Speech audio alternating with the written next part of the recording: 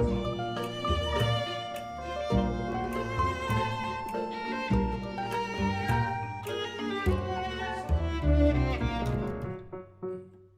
Monica, and you're watching Dog-Eared Musings, and today we're going to be doing the DNF tag. DNF means books you didn't finish. You probably knew what that meant already, but just in case, I'm guessing that the person who tagged me in this wants me to spill some drama. I hope that I deliver. The kind person who tagged me in this tag was My Quarter Life Crisis, and I'll tag their channel below, and I'll tag the people who created this tag in the show notes below. Do you DNF? Yes, I do DNF. I subscribe to Nancy Pearl's theory of the rule of 50. So in Sparks Notes form, Nancy Pearl is like this really well-known librarian. Super well-known, in fact. I think she's like one of the only librarians who has their own action figure.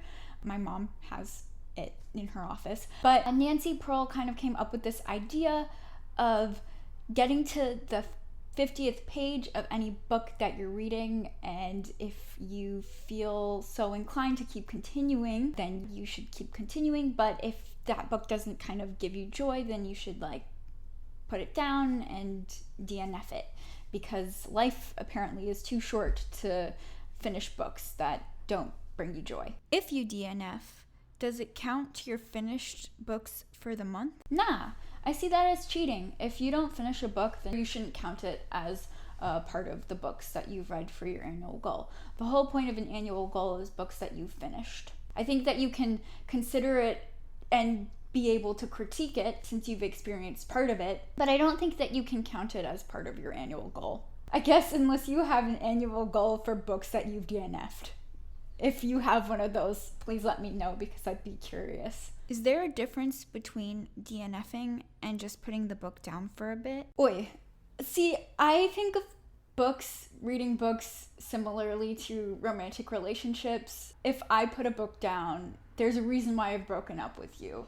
It's not you, it's me, and we must go our own separate ways. There's no coming back. What are some popular books that you have DNF'd? You want me to start drama? The first book that I've come to mind that I know won't stir up too much drama in my comments was For Whom the Bell Tolls. Now, I know that this isn't popular in terms of book talk, fan fiction, but for me, I think that's the running title that I always think of popular books where I look back and I'm like, oh, I didn't finish that book. What are books that you wished you have DNF'd? Again, because I kind of have that rule of 50 pages and then quit it, I don't really have a lot of books that I've wished that I haven't read, because if I don't want to read it, then I don't finish it. But I will say one kind of book that I've read recently that I wish that I had a different experience with was The Vegetarian. Now, I thought that the book was really interesting,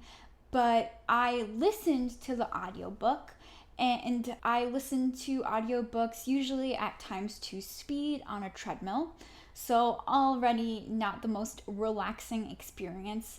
And if you've ever read The Vegetarian, then you know that this book isn't like a relaxing romp in the park. It's this really psychological, surreal experience about women's reckoning with her place in society. And it was not kind of the best experience for me, at least, to be listened to as an audiobook. I think if I were to read that book again, I would read it as a physical copy. And so I guess that's a book that I would like to experience in a different way. Have you ever reattempted to read a DNF? I guess going into my prior answer, there's a reason why we've broken up, we don't come back.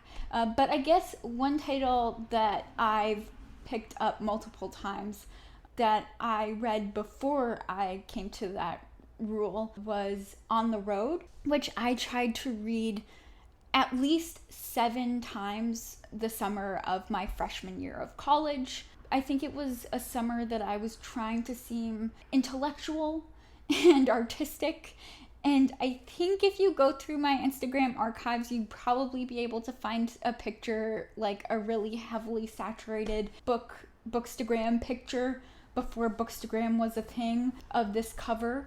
And I definitely was trying to put on an identity that I don't have, and I think that's why I wasn't able to connect with this book, and I think ultimately that's why I wasn't ever able to finish Kerouac's work. What do you do with DNF'd books?